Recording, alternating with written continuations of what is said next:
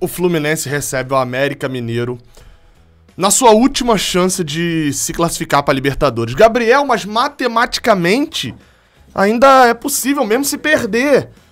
Mas eu vou te explicar um pouco mais no iniciozinho ali do vídeo o porquê que esse jogo contra o América é importantíssimo. É o jogo mais importante do ano pro Fluminense até agora. Tudo que você precisa saber sobre essa partida tá aqui nesse vídeo pré-jogo. Então, enquanto roda aí a vinheta, você aperta o seu like. Combinado? Então roda aí a vinheta e você aperta o like.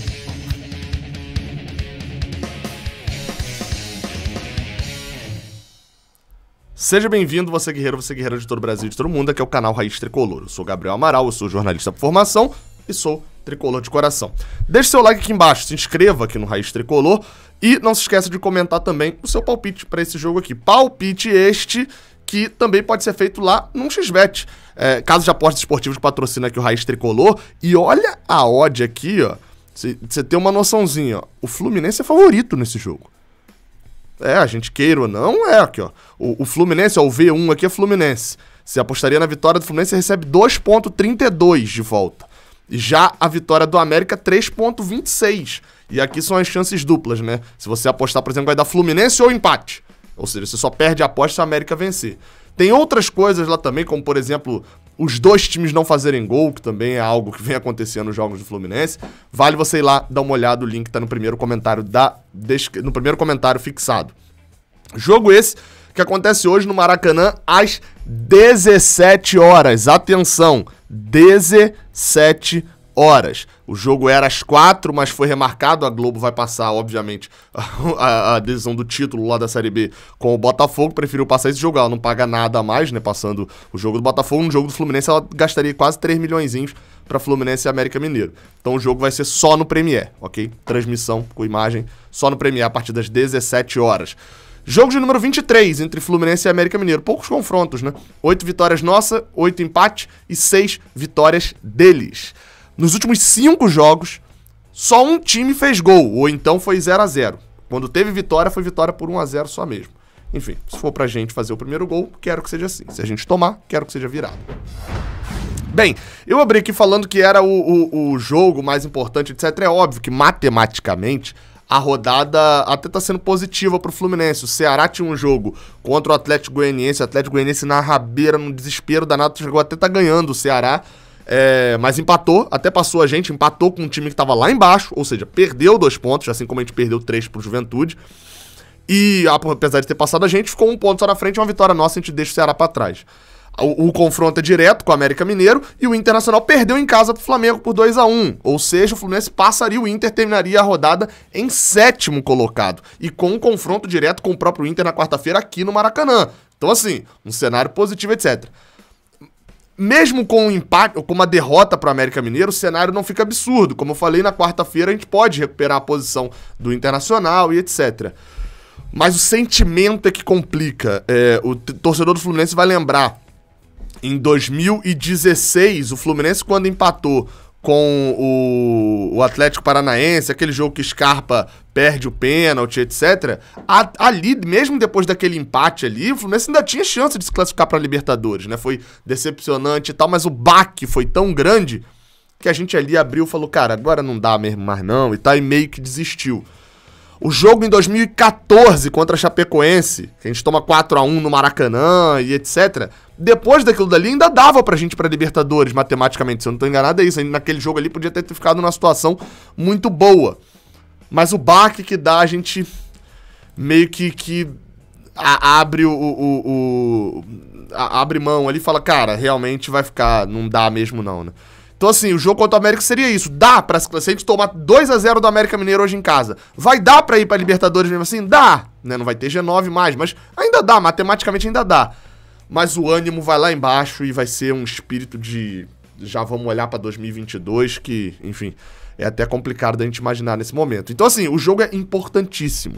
O Fluminense precisa da vitória pra continuar vivo. Se perder, infelizmente vai ter chance matemática, mas a chance na cabeça da gente vai ser muito pequena. Vale dizer, a campanha de Marcão em casa, surpreendentemente, é ótima. Assim, a gente fez 21 pontos de 30, isso é 70% de aproveitamento. O Atlético Mineiro é líder do Campeonato Brasileiro, com essa campanha ótima do Atlético, com 73% de aproveitamento. Na verdade, um pouquinho mais que ele ganhou hoje do Juventude, subiu um pouquinho mais ali. Mas enfim, o mesmo aproveitamento de campeão dentro de casa o Fluminense tem. O que é meio até esquisito, porque dentro de casa, na teoria, é onde a gente tem que sair mais pra atacar. Talvez o time de Marcão não seja muito esse time de esperar, né? E fora de casa a campanha é horrível. Então, assim, a gente vai ver um jogo, a gente não sabe muito o que esperar. Essa é a grande verdade. Mas vamos falar de bola em campo. Bola em campo na área. Aquele momento em que a gente fala das escalações, fala dos prováveis times do Fluminense e do América Mineiro. Bem, no caso do Fluminense, pode ser que venha mudanças, né? Bem, tá aparecendo aqui do lado a escalação provável, tá? Vamos lá. Marcos Felipe, a volta de Samuel Xavier, Nino, David Braz e Marlon. Até André, a gente meio que tem certeza, né? Samuel Xavier a gente não tem certeza absoluta, mas meio que tem certeza que deve ser esse sexteto da parte de trás do Fluminense. Onde vem a dúvida atual de Marcão? Nonato, acredito que seja titular, mas Martinelli sonha com uma vaguinha. A partida ruim de Nonato lá em Caxias do Sul pode pintar alguma coisa para Martinelli. E Iago Felipe. Até agora tá tudo dentro ali do padrão, né? E aí a gente tem a volta de Luiz Henrique, o que pra mim torna Luiz Henrique titular absoluto. E a gente tem outras duas posições, caso o Luiz Henrique voltando, né? A gente tem outras duas posições que estão sob júdice. São essas, a ponta e a centroavância. Quais são as situações atuais?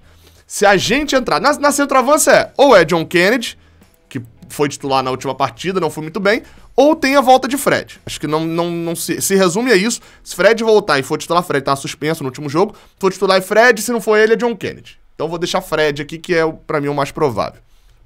E na ponta esquerda, Caio Paulista vai pro banco pra entrar Luiz Henrique, né, imagino eu. Você tem a disputa, basicamente, entre Caio Paulista, John Arias. Se for John Arias, o time é armado meio que assim, André protege aqui o miolo de zaga, Nonato sai um pouquinho mais e Iago também. Se for Caio Paulista, a mesma coisa, não muda muito a organização do time em si. Mas existe uma outra possibilidade de ser Caçares. Aí o Fluminense muda um pouco o seu jeito de jogar. Apesar de parecer um losango, né? Você tem aqui, teria dois atacantes, etc. O Fluminense jogaria meio que assim, né?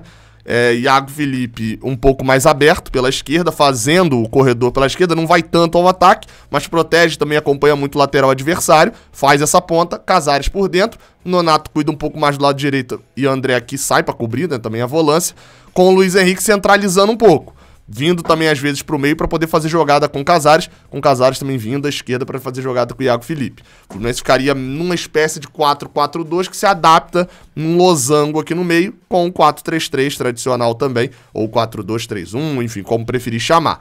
Já se não for Casares, aí não, aí é o formato que a gente está acostumado, por exemplo, com o John Arias ou com o Caio Paulista, que não existe Caio Paulista ainda continuar titular. John Arias também não, John Arias produziu tanto quanto o Caio Paulista. A diferença é que o Caio Paulista errou muito mais. Os dois não produziram nada até agora. Aí se for, enfim, outro jogador, aí a gente já vai ver um meio de campo do Fluminense já mais com 3 volantes, um jogo mais fechado defensivamente também e possivelmente, claro, um apoio muito maior dos laterais para poder fazer dobra em cima dos adversários. O Fluminense tem feito muito, por sinal, os laterais centralizando, né? Marlon aparecendo para jogar a bola na área mais aberto, né? Mas Samuel Xavier aproveitando o corredor aqui entre o zagueiro e o lateral adversário, com o Luiz Henrique vem buscar a bola, Samuel Xavier passa. Isso acontece bastante, por sinal, em jogos do Fluminense. Bem, a escalação a gente, querendo ou não, só vai saber uma hora antes da partida, mas a gente pode fazer alguns comentários, né? Por exemplo, Luiz Henrique voltando, a melhor notícia possível pro Fluminense. O Luiz Henrique tá jogando tanto assim, Gabriel? Nem tanto. Vai voltar de lesão, nem sei como é que vai voltar. Mas o Fluminense precisa de pontas que criem um jogo, de pontas que saibam fechar. Caio Paulista não é isso. John Arias até mas se esconde da partida. E o outro que vinha jogando, Luca, pelo amor de Deus. Luca não tem nem o que falar. Jogo passado foi um mar de cruzamentos e 0 de criação. O Marcão precisa escalar também pensando nisso contra o América Mineiro, que é um time mais qualificado do que o Juventude. Outro fator também dessa partida, esse time do Fluminense costuma responder à torcida. Fora de casa, sente, isso é nítido, não são 4 derrotas à toa, 4 derrotas seguidas. Santos, Ceará, Grêmio, o Grêmio não teve torcida, né? Foi só uma atuação ruim mesmo. e Juventude. O time do Fluminense sente, a torcida tá se mostrando isso. E dentro de casa, recompensa o apoio, talvez eu vou dizer assim, em esforço, nem sempre em bola. O Atlético Goianiense, o Fluminense forçou até o final e tal, teve chances, não fez o gol, foi incompetente pra isso. Mas nos outros jogos a gente viu o time do Fluminense numa guerra, fazendo gols no final e etc. E recompensando o apoio da torcida. Espero que seja assim, tanto o apoio da torcida quanto a recompensa. Defensivamente, pra gente começar a falar um pouquinho de América Mineiro, o Fluminense precisa ter atenção, principalmente André, que é o melhor ladrão de bolas do Fluminense, diria eu, em Ademir, que é o grande jogador do América Mineiro. É ele quem faz a bola do América Mineiro rodar. Só que também tem que ter atenção em Felipe Azevedo. Jogador experiente, já jogou muito jogo de Série A, já passou um bom tempo no esporte e é um jogador, diria eu, arisco, né? Não é aquele cara que talvez apareça lá na frente fazer o gol, sabe fazer gol também, mas não é tanto essa a principal obrigação dele. Mas enfim, vale o foco principal em Ademir, mas também de olho em Felipe Azevedo. Falando sobre o América Mineiro, não é um jogo fácil. Eles terminaram em 17º o primeiro turno, ou seja, campanha de rebaixamento. Só que no retorno eles não estão brigando para Libertadores à toa, não. São os terceiros, já estão na terceira colocação do retorno. Uma ótima campanha, surpreendente, diria eu. Marquinhos Santos fazendo um trabalho significativo no América Mineiro. Vai ser a primeira vez que o América Mineiro fica na Série A. Assim, ficava na gangorra o tempo todo e essa estabilização é muito boa para eles. Espero que não joguem Libertadores, né? Mas enfim, o América vai repetir, inclusive, deve repetir a escalação do último jogo, quando o Atlético Goianiense empataram 0x0, tivesse chance de ganhar. Cavicchioli, bom goleiro do América, por sinal, Matheus Cavicchioli. Patrick, aquele lateral direito, carequinha, que jogou no Sport também. Eduardo Bauerman, Ricardo Silva e Marlon, na lateral esquerda. Curiosidade, por sinal, né? Os dois laterais esquerdos se chamam Marlon. Lucas Cal, Juninho, Ale, Ademir, Zarate e Felipe Azevedo. Ou seja, como eu falei, o time da América, apesar de, no nome aqui, salta aos olhos pra mim, de experiência, assim, de jogador bom, de Série A, Patrick e Ademir por essa Série A e Felipe Azevedo. Mas é um time que vem executando um futebol interessantíssimo. Não é um jogo, não é o Fluminense e América Mineiro, é Fluminense e o terceiro lugar do retorno. Não dá pra gente encarar como estamos enfrentando um time médio e pequeno do Campeonato Brasileiro. Não é isso, não é esse cenário. Enfim, espero que tenham consciência do jogo. A arbitragem da partida será feita pelo senhor Heber Roberto Lopes, conhecidíssimo lá de Santa Catarina. Careca, enfim, é árbitro já bem velho, assim, né? Já tá ali provavelmente pra se aposentar, árbitro experiente pra caramba. Só pra vocês terem noção, já apitou 65 jogos do Fluminense. Teve um nessa temporada que foi 1-1 com Juventude, aquele que Samuel Xavier perde o gol, que seria uma jogadaça, o tic-tac do Marcon e tal, e a gente toma o gol de empate depois. Foi contra um time branco e verde, que isso não se repita na partida de hoje. Bem, um detalhe só que eu acabei de falar, tá? Acabei de esquecendo de falar. Teve Campeonato Brasileiro do ano passado dentro desse ano também, né? E dentro desse ano, de 2021, o Fluminense tem 99 gols. O próximo gol feito pelo Fluminense será o gol de número 100 neste ano. Não é na temporada, tá? É no ano. Quem será que vai fazer esse gol? Comenta aqui embaixo, pra eu saber que você assistiu até o final. Bota bem assim, o gol 100 do Fluminense no ano vai ser de... E aí escreve quem vai fazer esse gol, quem você acha que fará o gol. Tomara que seja o gol da vitória. O Fluminense precisa muito dessa vitória hoje contra o América Mineiro. E vale uma secadinha também no Corinthians, hein? Se a gente ganhar o jogo, o Corinthians perder, dá pra sonhar com alguma coisa ali. Mas o foco mesmo é ganhar e voltar a falar de Libertadores. Até a próxima, valeu!